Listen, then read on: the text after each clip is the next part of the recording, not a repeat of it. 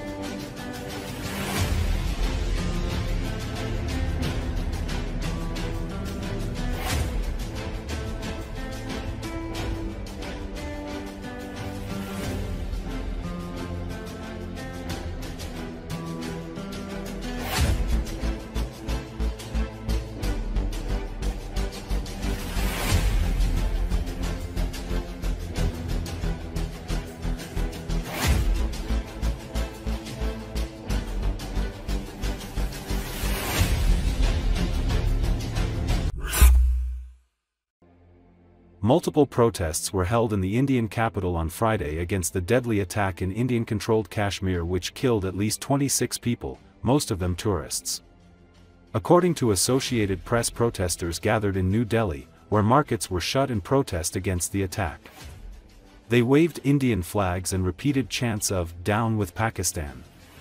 India has described the massacre in which gunmen killed 26 people, most of them Indian, near the resort town of Pahalgam in India-controlled Kashmir as a terror attack. It accused Pakistan of backing it. Pakistan denied any connection to the attack. It was claimed by a previously unknown militant group calling itself the Kashmir Resistance. Tuesday's attack in Kashmir was the worst assault in years targeting civilians in the restive region. Since then, tensions have risen dangerously between India and Pakistan, which have fought two of their three wars over Kashmir, which is split between them and claimed by both in its entirety.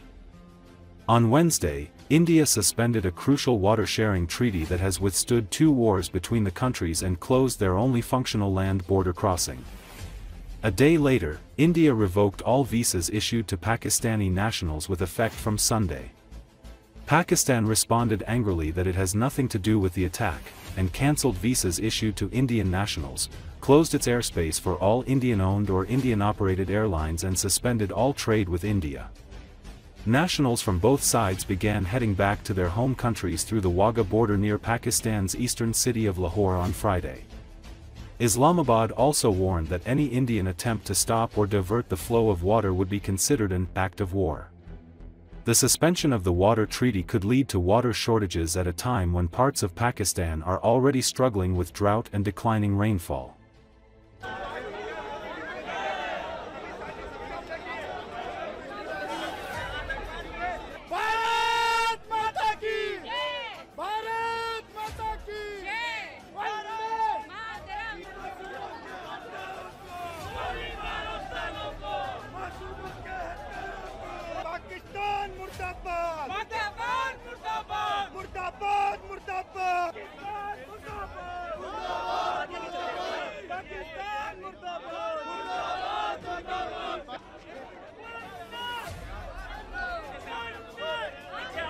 We want to give a straight message to whole world that India is united against terrorism, and we will leave no stone unturned until these terrorists get the punishment which they deserve.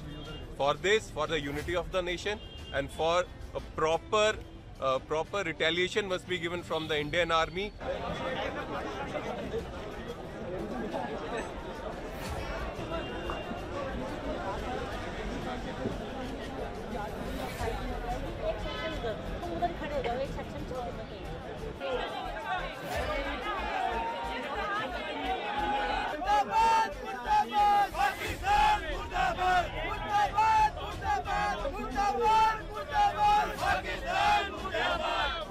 Modi ji, हमारी सहन शक्ति खत्म हो चुकी है। अब हमारी सहन शक्ति बिल्कुल जवाब दे चुकी है। अब हमें हमारे इसका इंतकाम चाहिए, हमें बदला चाहिए।